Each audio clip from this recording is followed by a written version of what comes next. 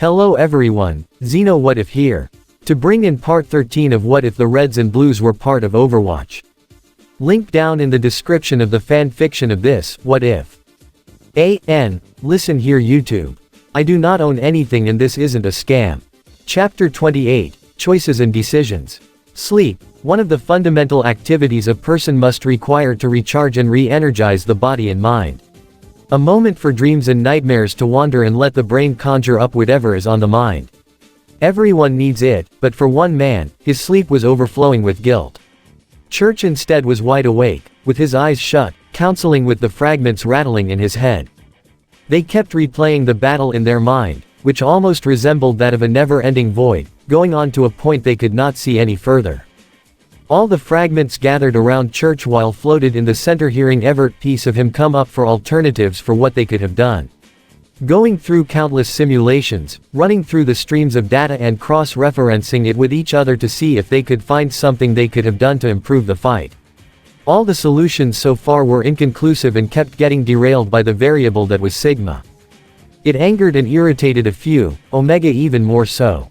As the rage-induced artificial intelligence unit constructed items just to break, just simple rectangular walls and pillars to smash in his frustration, damn it.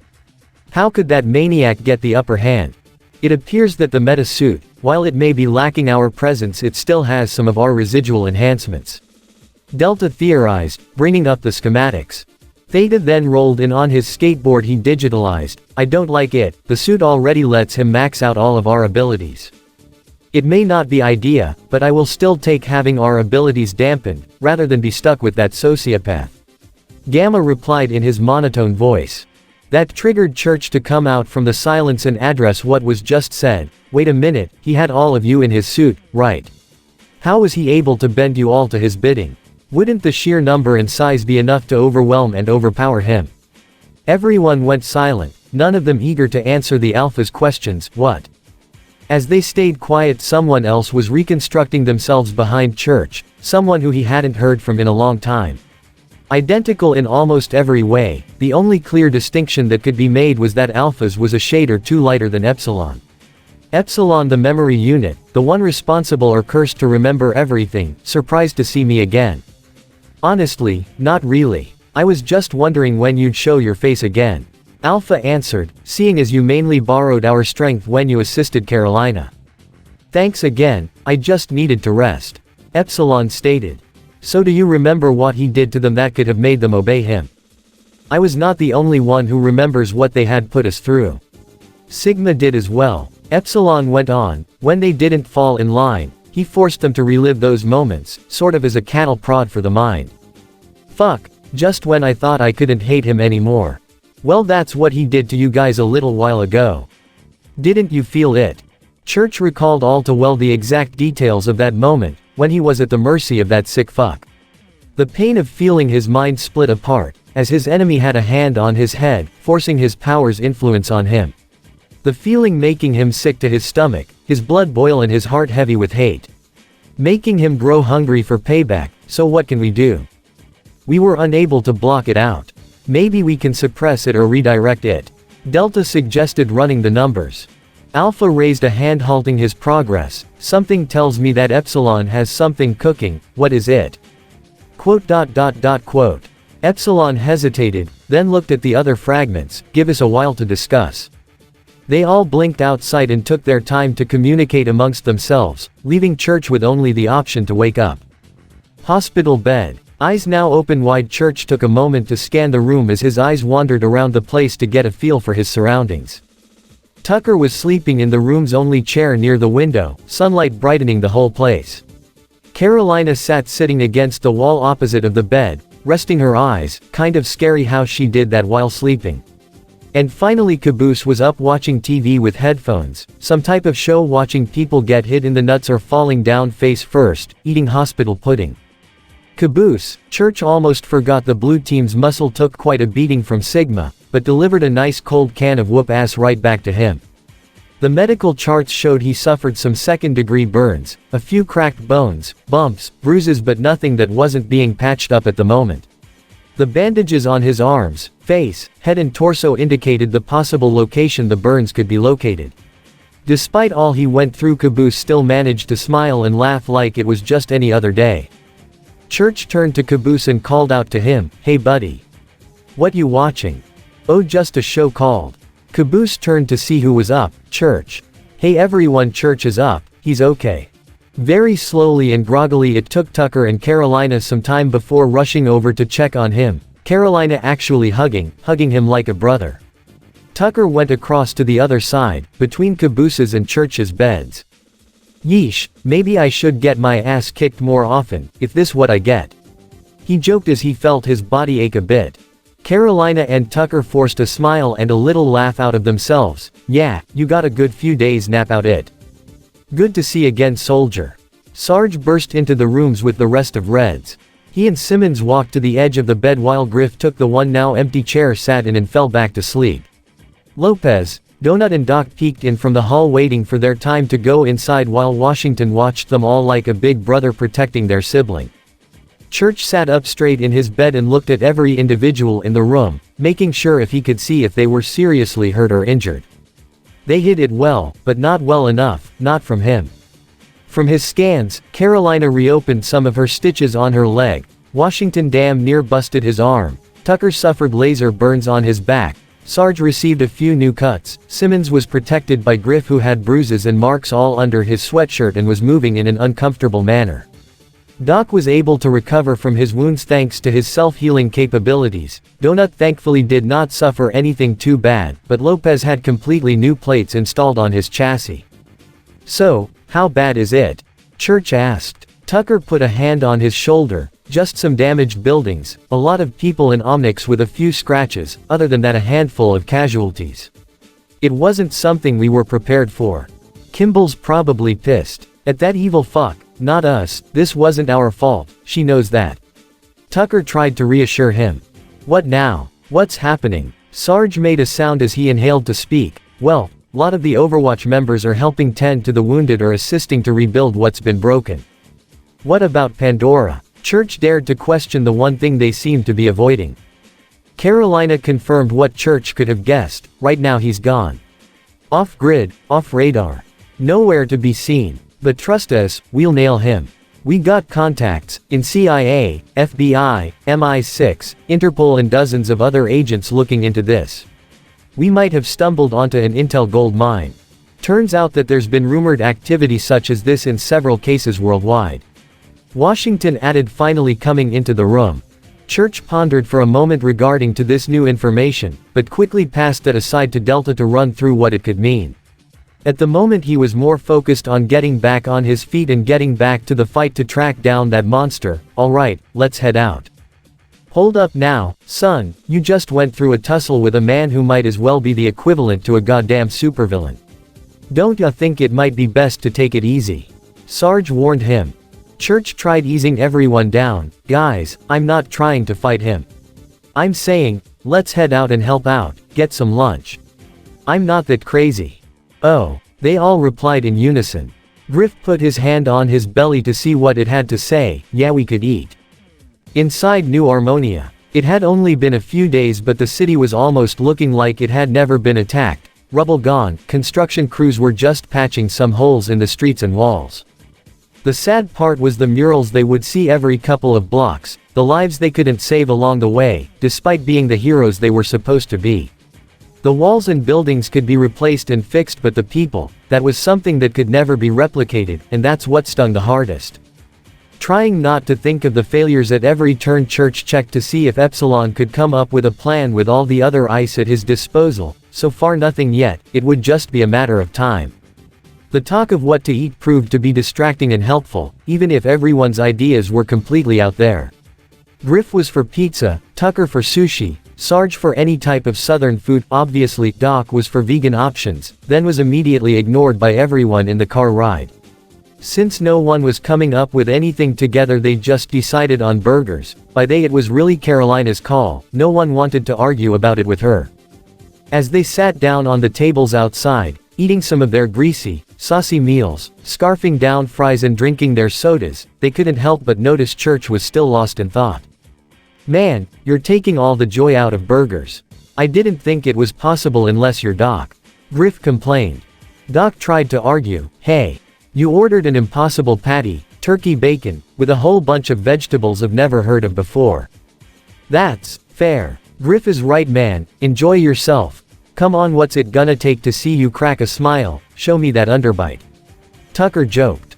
Church let a small chuckle out at that joke. Okay. I'm just trying to understand the situation. I think I know it. Caboose declared, the thought fresh in his head. What? You know about Sigma scenario we got going on? Huh, oh, well no. I was saying I know what can cheer you up. Seriously. Caboose, I don't think anything could really get me in a better mood. Not even some new friends hanging out. Tracer wondered aloud as she zoomed in high-five Tucker. Now joined by few more allies, the members of Overwatch and Junker Queen as they gathered around to join in. Winston crawled forward. We heard besides Chorus having advancements in technology, they also have some cultures from every walk of life. People from everywhere who were tired of all the shit, so they made this place to escape the hate, the corruption, all to make their own little place. It kind of is something nice, huh? Church admitted. Well, from what we hear there was supposed to be a festival today. They want to use it as a way to remember our fallen friends. So, you in? Tracer asked, extending a hand. A little while ago. The event was kicked off with a heartfelt speech from President Kimball. She expressed the pain and sorrow from the loss of the men, women and omnics who gave their lives to fight off the attackers. She also thanked the Overwatch team for holding off the main threat until reinforcements could arrive to assist.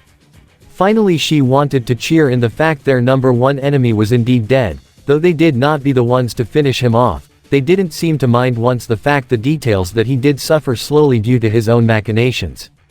The rest of the night was kind of a blur. They were memories of Sarge, Reinhardt, Griff and Junker Queen pounding down beers to see who could outlast who.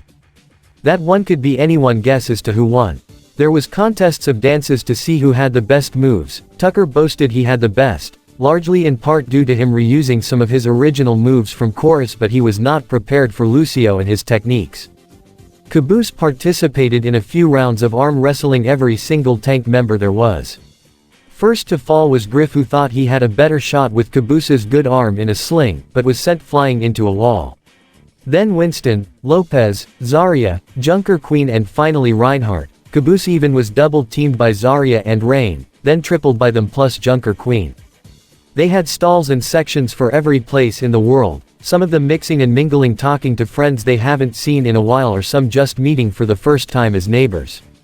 It felt so peaceful, so wonderful, so unreal. Which made the ending so sad as they went back to the hospital so they could get Caboose and Church some more rest. When his head finally hit the pillow was when Epsilon pulled him back into the mindscape so they could have a quick talk with one another. He appeared with the whole group surrounding him as he faced the identical version of himself. The clone copy of himself kept its head down while everyone else stayed silent. The truth of the matter was just too disturbing to reveal so casually. Judging by the way you all are acting, something tells me it didn't work. Church guessed. Epsilon then approached him as he hovered through the air to him. Well, not exactly. Not exactly. The fuck is that supposed to mean? It means it technically works, but it does come with a drawback or two. What are the drawbacks? Church asked, already going in with the worst expectations. Epsilon began listing the details. The chances this work are about 50-50, seeing as he was able to inflict the damage without showing signs of being affected himself. If it succeeds, he crumbles into a brain-dead artificial mess. If it fails, he could be more motivated to attack us. Well, that sucks. It gets better. In order for this to be effective, we need to be in close contact. How close? Church dreaded to ask. Literally arm's distance. Fuck. There's more. More. What do I got to lose? An eye? Give a blood sacrifice, slaughter a live chicken. No. For this to work, it's gonna come with a guaranteed risk. Church tried to decipher what Epsilon was talking about. What do you mean? Hospital. Snapping back up from his bed, Church took into account all the risks that Epsilon left him with, letting him ponder what to do, what could be done. He sat in his bed running the numbers in his head, the possibilities that something could change or something could work differently this time. He was driving himself insane, going for the same damn equations, changing just a few things here and there wherever he could, but it felt like he was torturing himself trying to change something. He didn't snap up like a nightmare, but rather like someone who knew they had to get up before it was too late. He pulled the covers off and sat up in his bed. No matter what would happen, he would lose something, but perhaps maybe, just maybe, he could fix that if he simply took some inputs out of the equation. It worked, kind of, but they were within parameters that he could live with, risks that he was willing to bet on. He took a quick moment to jot down a little onto a paper he acquired from the nearby desk. Swiftly scribbling the sum of his thoughts he could while trying not to wake the sleeping giant that was too eager to rest in the same room as him. When he completed what he had wished for, he laid the note on his bed, grabbed his boots and clothes, then snuck his way out. From there it was only a matter of hacking the cameras along the way to the air base, copy someone's ID badge and hijack the controls thanks to the many artificial fragments putting in the work. Everything went according to plan and he left 3 hours before sunrise. The note: "Hey idiots. Now I know what some of you all are thinking. How could he do this shit again? Well, to be honest, you fuckers make this shit too easy. Hell, the most challenging part to this whole part was sneaking past Caboose. Seriously though, I can't ask you to do this, not again. I know impossible odds are like our thing, but there are some numbers you just cannot argue with. From what these numbers tell me is that I can't keep you safe this time. I can't ensure your safety while destroying Pandora. There is no other way, this a guarantee. Someone is not making back home and I can't do that to you all. So I'm going to fight that son of a bitch myself. I don't see this ending the way we all want. Just know, after everything we've been through, I'm happy I got to be a hero like you guys. I could not ask for anything more. From your favorite asshole, Church." Everyone gathered around as Carolina read the letter around the group. Overwatch, Blood Gulch, all with their mouths wide open, shocked that he was gonna leave them to face his demons alone. For a while no one spoke, no one dared breath, no one except Tucker. "He's gone, again. But, he told us he'd never leave us again." Caboose stiffened his lip. Carolina didn't show a tear, instead she clenched her fist and turned away, not even gonna say a proper goodbye. Typical. She scoffed as she put on her shades. "What now?" Cassidy asked. Griff sighed as he took a sip. "I wanna go home." "Me too." Simmons nodded. Soon most of Blood Gulch crew were beginning to turn away, turning to the nearest exit out of Chorus. Blood Gulch. It should have been at this moment that they were getting his letter, a few hours or so after he left, a dick move his opinion, but a necessary one. After wiping some sweat from his brow he went to a computer terminal and began waving his hand over it, like it was magic. It took down all the information. "Okay, let's do a systems check one more time. Okay, machine turrets. Several belt-fed machine guns sprouted up from the ground in various places, good. Now, missile pods. On both the bases 2 missile pods shot up and began swiveling. Alright, and just in case, tank. Said tank rolled out from behind blue base then rolled back. Alright, what are our chances? Still rather slim if I am honest. Delta sprung up. Yeah, figured. What about the backup? Omega appeared in a knelt down position on one knee. It is prepared. Although I believe our chances are the same. And we will be vulnerable while we start it up. That's fine, we have time. He walked off to the caves to begin the final steps. You have all the video, audio and data logs, right? Affirmative. Delta confirmed. Good. Start the filtering process then begin download. Siphon through anything we had any involvement, then delete it from the system. We only have one shot. A bright light came from the cave as Church entered to prepare for the final battle. Chapter 29. As it begins. Chorus. Transit Center. The wind blew past the group as they stood there, wondering what to do next. What else could they do? They were all so content with finishing their odyssey then and there. No one would really blame them. Their journey had lasted so long, they had been through so much. Much more than the heroes of Overwatch could have thought possible for a few misfits and oddballs. They all stared at the many ships that would be ready to take them home, back to their homes, back to their lives away from each other. Probably never to see each other again. Once again to be broken apart. Oh come on, we were not actually considering leaving, are we? Caboose refused to move any closer. Tucker took a step forward. Caboose. Church, said this time is different. I don't think we'll come back from this one. If he says that, then, we got to trust him. Alright, let me tell you all something because I know you all value my wise words. Don't you need wisdom, and words, and understand what they mean? Sarge cocked his brow. Church has been our friend since the start, through thick and thin he stayed by us. We gave him multiple reasons for him to leave us. We shot him, blew him up, ran him over. Shot him again. Not really helping your case. Winston chimed in. The point is, he's been there for us because that's what friends do. I couldn't call myself a friend if I did not do the same thing. Even if he didn't want me to be there. Caboose then shouldered his bag. Now I'm gonna go, and I'm gonna fight whatever Church is up against. Because I would rather spend my last day on this world with my friend today before living the rest of my life without seeing him again. Now who's with me? No one made a move, not even a muscle flinch as they all weighed the options, risks and decision in their head. One person didn't hesitate. I'll always ride with you idiots. Carolina stood straight, with every muscle in her body flexed. Let's go save our favorite asshole. Oh come on, blue tard, like you even need to ask me. I'm in. Sarge cheered. I'll be right on your rear. Donut reassured. Lopez sighed. No me entenders de todos modos, estoy contigo. Translation. You won't understand me anyway. I'm with you. Simmons took a moment to look to Griff just to make sure. You're coming along too, right? Follow an idiot into a fight. Hell no. Follow you guys. Always. Griff slapped his Griff shot. Washington sighed as he took a sigh. This is the dumbest idea, ever, of all time. But it's an idea I have no doubts jumping on. Everyone took a second to look at Tucker, who seemed to be having some second thoughts. Until he sighed and gave in. Meh, what the hell, winning has gotten us this far against just as worse. Are you guys coming? Caboose looked across to the agents of Overwatch. I'm with you. Tracer zipped over to their side. Followed by several more until no one was against the thought of fighting for what's right. Winston had raised one question. This is great, but how are we going to find him? I have a plan. Caboose smiled. His smile made everyone who knew about him worry. I'm scared. Griff admitted.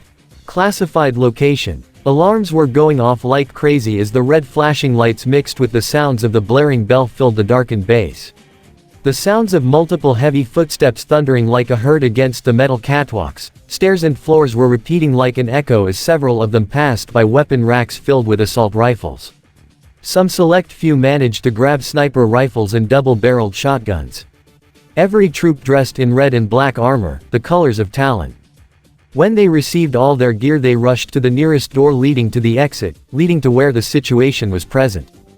An intruder had managed to not only break through the main gate but quite literally destroyed the whole entrance that once had a laser gate, a few sentry posts and several guards. When they made outside to where the main courtyard was, they had all taken aim, some taking cover, others on catwalks, sniper posts, etc. All with their weapons raised at the one individual responsible for all this. The situation was tense for a number of seconds, soon turning to a minute. Until the tall, imposing figure of Doomfist approached, forcefully lowering the weapon on the nearest soldier as he glided his way through them to face the intruder. He sighed and pinched the bridge on his nose for the headache he would surely have. He spoke to the intruder. To what do I owe the pleasure? Hello, Mr. Doomhand. Caboose, the so-called intruder, waved as he sat on pieces of what once was a tank vehicle. Soon Doomfist was joined by Reaper, Moira and Maga. Attacking us alone is foolish. Even more so with a bad arm. He gestured to the arm in a cast. Yeah, I know, but I need your help. Actually, I just need Sombra really. Caboose admitted.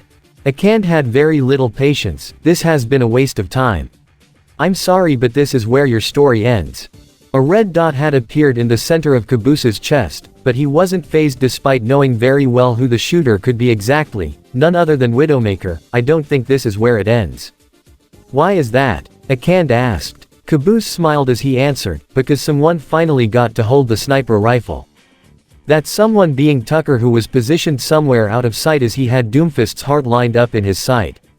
The man with the gauntlet smiled as he realized he had been put in this standoff by such an underestimated foe. What is it you want from her exactly? My best friend is missing, she's going to find him for me. Sombra, anything you would like to add? From the shadows, she had appeared, pulling up her own personal data projection. I'll admit he's made it difficult to track him. But not impossible. The amount of coding, processing power and network flowing through him, he might as well be a walking intelligence agency. Thank you. I owe you AL. Caboose was about to grab the data but she closed her hand away and was moved back behind Doomfist and Maga. Doomfist smiled as he felt he had Caboose at a standstill. If we give this to you, what do we get in return? You get help us prevent a madman from quite literally dooming the entire world. I don't think that would be enough incentive for us. We figured you'd say that. Caboose smirked. That's why Carolina hid a bomb in your base. You're bluffing, Doomfist declared. A clicking noise went off behind him as he felt a gun press against the back of his head. Oh, he's not bluffing. Carolina deactivated her disguising device and appeared behind him. The red and black colors fading to that sea foam green, aquamarine color. Just as several troops aimed their guns at her, she raised one hand holding the device. Unless you want this base to become a new Grand Canyon, I suggest you tell your boys to stand down. They did as he gestured as he threw his hand down and pointed to the dirt. He grunted as he obeyed. What else do you want? Caboose smiled as he flexed his arm and his cast cracked and broke off. I think you know. Blood Gulch. The images, noises and everything flooded through the mindscape as all the fragments and the alpha sifted through the seemingly endless stream of information that came like a river. They picked through so much and diverted everything that was unnecessary that they split the one large river and divided into strands of data sprouting to everything else. And the speed was faster lighting, as they zoomed back and forth despite only seconds going by after what felt like months. Artificial intelligence time was something else. The one orchestrating it all kept putting the pieces together at the end of it into the main unit they were trying to piece together, which was still incomplete. Time was running low and they still had pieces missing, at least one piece they were missing. Something like a backbone for the whole system, and they were still missing a piece that would keep it intact. Come on people, after how long we've been at this and we still can't put this together? Alpha questioned. Epsilon popped up next to him. It's not that we can't. It's more like that we're stuck. Every time we get close, it fails. He answered, already knowing why. Is there anything we can do? I'll keep running the simulations and try to get a match. It's gonna take a moment. Epsilon stated. That's when Delta appeared to deliver some grim news. Alpha. I know, he's here.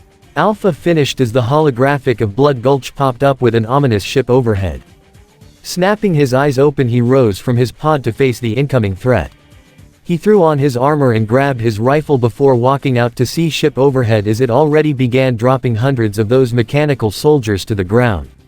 Some walking on 2 feet, others flying around on jetpacks, and a few with large cannons on their back. All waiting for him to make his first move.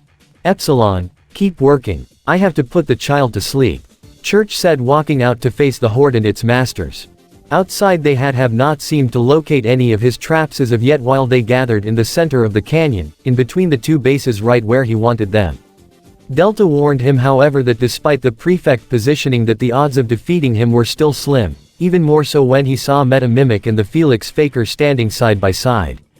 Then in between them came Sigma, now named Pandora, in the black and glowing orange version of the meta suit.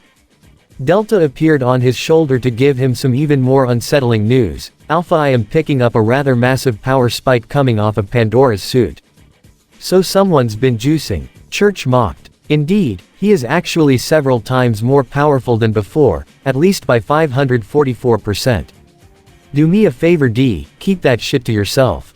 Church told him as he walked out of the cave and stood there waiting for them to make a move. With a rifle loaded, he walked out and stared down the massive army waiting for one to make a move against him. None did except Pandora, who walked forward and spoke loud and clearly to Church. Hello Alpha. Sup. Church scanned the area that would soon be the new battleground. So, this is a bit much for me, wouldn't you say? Well, I was actually thinking the rest would be here. Are they? Please, like I need them to end you. Church aimed his rifle at visor of Pandora. His action was responded by hundreds of other guns aiming at him. We know you're only delaying the inevitable. Yeah, Church thought of line to say, well, delay this motherfucker. A shot rang out and would have nailed Pandora in the head, if Felix Faker had not gotten in the way and blocked it with his shield. The bullet deflected and was followed by a barrage of fire directed at the one opponent that managed to get into cover behind a massive boulder. As the blast surrounded him, his eyes glowed as he activated some of the traps he laid around the area. A few spots on the floor lit up and began beeping right where several troops were standing. A series of explosions had consumed several troops as their parts were scattered in the sky. Several walked through the flames as Church picked off a few more after they came from the smog, the black smoke keeping them from seeing him until the last second. But soon more and more kept on exiting the large column of ash and burning debris, so much that he couldn't keep up with it all. As more rained down from the dropship, that's when Church deployed the next phase of his defense, the turrets and missile pods. At seemingly random spots they rose from their hidden spots in the ground. Random to some but strategically placed for Church. The 6-barreled machine defenses began blasting whatever target was closer. Back and forth they switched their targets from shooting the ones trying to charge them, the ones trying maneuver away in the air, and finally the ones trying to crawl towards them. Bullets fed out as the automated machine guns blasted the bots back into metal scrap. The missile pods did their work as well by shooting any one of the reinforcements the ship might try to send before they even hit the ground. Everything was going perfect for him until he saw one of his turrets suddenly break down. No, not break down, it was busted by an invisible force. Meta Mimic was going to town with his camouflage technology, destroying what he could one by one without the machines being wiser. He hadn't counted on Church predicting his movements or locating his faint shimmer, as a bullet hit his shoulder. Church ducked back into cover as he reloaded one more time before pausing a moment. "Hey Omega, you feeling pissed?" Church asked, already knowing the answer. Omega along with everyone else popped up. "Oh, we're all pissed." "Does that mean what I think it means?" Church asked just before the Meta Mimic made a leap over to his cover.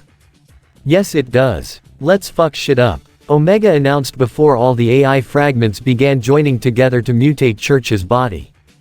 Venom had finally rounded the corner to face Church. He was met with a knuckle flying to his face. The hit knocked him back as Church stood in front of him. The now heavily powered Church cracked his knuckles and neck as he prepared to fight. The two hulking masses, one of metal, the other made of artificial humanoid pieces, collided and began having a slugfest. Church with a heavy right, followed by Meta's equally hard-hitting right. Haymaker after haymaker until it looked like neither were ready to give until Church's eyes flashed green. Ducking under the next hit as he grappled him and slammed him to the dirt. Once he got him in the dirt he began to pick up Meta and slam him back in, up and down, back and forth. Then he began pushing him deeper into the soil until he was about arm's length in the ground, burying him in. The Mimic could only scream with its taken voice as he tried to free himself from its earth prison. But its screams sounded more like a vow of vengeance, as if they had more meaning to them. Or more accurately, it sounded just like a call for backup from that fake Felix that was sneaking behind Church. 5 throwing knives had made their way into Church's back, the pain keeping him alert and quick as he moved in time to avoid the next couple. Church started to run away as the knives were starting to land their target before he jumped over one of the gulch's many hills. When Felix made his way over the hill is when he caught a large rock, the size of a bowling ball, that landed at his chest. He would have met another if he did not put up his shield in time to absorb the hit. He kept it up as Church kept picking up rock after rock and tossing them like nothing against the never-failing shield. Again and again, until he was almost out of rocks, until he had a fragment do some sneaky hacking, and by one, it was actually two, the twins. They disabled the shield at the ideal moment and let him land a blow, knocking the faker off balance and letting him get up close and uppercut him and bring him back down. With the Felix fake down for the count, Church saw a straight opening for Pandora, and everyone threw caution to the wind as everyone was for taking that vile villainous vermin down for good. At first it was a walk, then a jog, finally turning to a full-on sprint as ran past the blasting bots. One managed to hit him, making stutter step, but he regained his balance as Theta raised their shield, protecting them from the shots. Once at the right distance he jumped in the air ready to deliver a soaring punch to that fucker's face. A thunderous boom echoed throughout the canyon. A hit did collide, but it wasn't the hit that Church tried to land. It was Pandora landed a blow right in the center of Church's chest, knocking all the wind from his system and making him fall to the floor. Church began to crawl away as he heaved and wheezed, trying to breathe normally. Pandora smiled as he approached his soon-to-be victim, who was trying so hard to cling on to whatever life he could. That's when he called upon one of the fragments. "Gamma, get us out of here," Church demanded as his monster stepped closer and closer. He was right on top of him when Church made his escape at the very last second. Just as Pandora reached down to grab him, he vanished from the instant the evil hand would grab him. In a display of falling pixels, Church had disappeared from view and reappeared by him. "Hey Sigma, knock, knock." The decoy waved as several more decoys surrounded him. Pandora closed his fists and began using his wrist-mounted flamethrowers to discover where the real target was by burning them down. This is getting annoying. As he continued to try and burn down the holographic decoys, the real Church was actually appearing behind one of the rocks over by Red Base. He was catching his breath while showing his gratitude to the one who saved his ass. Much obliged, Gamma. That's when Delta had popped up with Gamma to be the one to bear the bad news. Alpha, I fear I must inform you that roughly 5 turrets an explosion in the distance had forced him to change his answer. Three turrets remain. Fuck. Contemplating for a moment on his next move, it seemed the most obvious play to make. Send it into my location. Understood, Alpha. Delta took his leave. On the other side of the canyon by Blue Base, a loud roar rang through the rocky terrain. Some Null Sector troops scanned the area to see what could have made such a noise. A bright light shined on their face, follow but small, but very loud roars, making them freeze as they tried to scan for the cause. They soon discovered the cause as 68 tons of steel smashed, ran through and crushed all that was in its way. The old Scorpion tank that once remained at Blue Base had come to life and bulldozed through so much as it made its way to its master. This one tank was modified as it was decorated with sharp steel rebar, coming around the whole side walls. Fire and flames appeared to be coming out of the barrel, as Church attached a flamethrower to the weapon of mass destruction. It came equipped with another machine gun, mounted on the opposite side of the other one in the front. It was by design a newly made unstoppable juggernaut of machinery and weaponry as it plowed through, burned, shot at and decimated everything that was in its path to get to Church. As it slowed to a stop in front of him, he picked up his rifle again, slinging it over his shoulder to get inside the canopy to catch his breath as the Omega took the control for the tank monster. Once inside, he got the chance to reach out to Epsilon, who was still back in the caves trying to piece together their final fallback card. Talk to me, E, what's our situation? Epsilon, who was currently stressing out over the fact that this whole time, no matter what sequence, pattern or combination he used from the files, he still could not get the last bit right. It kept coming up just a little bit short, and that 99% out of 100% just seemed to be mocking him more and more. Fine. Oh, everything is going great. If this last piece of the puzzle would fucking work. You fucking sack of shit dicks. Hey, easy there. Church snapped back. Not you, this goddamn code, no matter what, nothing works. Epsilon would smash something if the mindscape had something to destroy. Keep it, we should be able to buy you a few more seconds. You do know how much a few seconds feels for us, right? Epsilon asked. I know. Church answered as he ran over another 10 Null Sector troops. He was moving pretty freely in that machine, like nothing could touch him, or like he could take on the whole damn world. But the whole world had one monster that freed a hand from the ground he was trapped in. He pulled himself like a zombie rising from the grave as he zoomed his vision on the tank driving in circles over the weak robots Null Sector had to offer. When he got out, he made a charge over to the war machine like a bull, mad dashing with hate fueling his metal heart as he rammed into the side. The force shook Church inside the tank, making him move back and forth. Motherfucker. Church exclaimed as he moved to adjust himself. Omega was still driving and spun the tank around to face the monstrous mimic machine. Like a game of chicken, the two beings faced each other, ready to do the dance of battle between each other. Omega hit the gas, while Meta Mimic charged forward, the two picking up speed, faster and faster, until they collided with metal against metal. For a while it was a stalemate until Meta began lifting the tank from the front. Once up higher enough, he blasted the underparts, blasting it back and onto its right side, following by jumping on top and smashing it like he was a rampaging Hulk. Church started to lecture Omega. You forgot you had machine guns, a flamethrower and a fucking cannon, huh?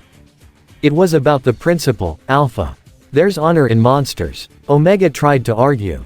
Yeah, whatever. Get with the others, I need y'all to power up this thing. Church stated, raising up an old artifact. The Meta was smashing the sides, realizing that he was getting nowhere with getting his prey out of the tank. So he moved to where the canopy was, gripping the bars and prying off the whole covering in one move. Once he got it off, he creeped back over. His size would have intimidated anyone else, unless that someone was armed with an old device powered by AI fragments. A red beam shot out and nailed him the chest, sending the beast flying back, from the center of the canyon and landing all the way back at Red Base. When he stepped out of the wreckage, he held the metal orb that once was his orb body he used at one point. As more Null Sector troops tried to surround and close in on him, he took aim, sent a continuous beam at all that would attack him. He swept across the field and cut down those bots like he was mowing a field of weeds. In a second, all that remained was a burning, smoking canyon filled with blackened craters, from explosions and crash landings, automated limbs, torsos and heads splattered around. Through chaos around him, one figure stood alone, the main reason for all the violence, Pandora. Standing tall and proud, despite not revealing his face, Church knew too damn well what that smug fucker was thinking. He took aim, but the weapon he had just whirred and clicked. He tried again and got the same result, once more to discover it was cooling down. After smacking it a few times, Church decided to drop the weapon, and face his demons head on, or at least with one more trick. Gamma, get ready. The two casually walked forward, none in a too much of a rush to finish the job or die. Step after step, they walked through ash, bullets and parts to face each one another in what would be one of their final moments. Behind Pandora, another Church was creeping in the dirt and debris, slowly approaching to land a sneak attack. Closer and closer he got until the two stopped face to face, waiting for the other to move while Church moved like an assassin. Pandora illuminated his helmet with a holographic face. The fragment who was once Sigma still looked the same, with a face covered by flames and that cocky smirk, which grew bigger as his eyes looked at the corner. I must admit, Alpha, this was a good trick. But your creativity is only matched by mine. After all, I was once a piece of you, so I would be insulted by this attempt to distract me with this decoy. He turned around and ignited his direction just as Church jumped in the air to reach him, the fire engulfing him as Pandora smiled as he continued to incinerate his creator. When he finished, there was no remains, not as is dead. There was nothing, no corpse, dust, nothing to indicate he was there at all. Actually, dickhead, I'm right here. Church never went around to sneak attack, he was already right where he needed to be. The stunned and perplexed tried to figure out how he got the better of him, that he didn't move for a while. Which was perfect for Church to enact his killing move, with Omega increasing his strength again, Theta creating a protective dome shield around the two and everyone else participating for this moment. He placed both index and middle fingers on each temple, while his other digits held onto the helmet. Church smirked back at him. Time for a taste of your own damn medicine. Church began flooding his mind through the same experience that created them, the reason for their own existence. All the pain, suffering and anguish at once flooding through the mind. At first it didn't seem to have much effect until Pandora dropped a knee, started screaming, trying his hardest to pry himself from the super-powered grip. His mind was beginning to crack and fall apart, just like Epsilon had predicted it would. Church smiled more as he knew his goal to protect his friends was that much closer, seconds away from becoming a reality. In the mindscape he started to congratulate the pieces around him for all of their hard work. Nice job, just a little bit longer and we WI. Ow, PHA. Delta struggled to speak as his stance became unsteady. We can not hold mu. What's ha? PPEN. Ing. To us. Theta asked as he too began to turn into fading to pixels. Alpha looked around as he saw all the other fragments begin to crumble and fall. He saw the twins hold onto each other. Omega tried to stand tall but ultimately bend the knee, and Gamma split into three as he tried to support himself with his equally faded copies. Then he looked at his own hands that began to disintegrate into pixels. He felt weakened as he could barely stand. That's when it clicked. He couldn't do this himself without completely destroying himself in the process. That was the risk that Epsilon tried to warn him about. Oh, fuck me. He had to stop as his nose began to bleed and he fell to his knees while holding onto Pandora's helmet.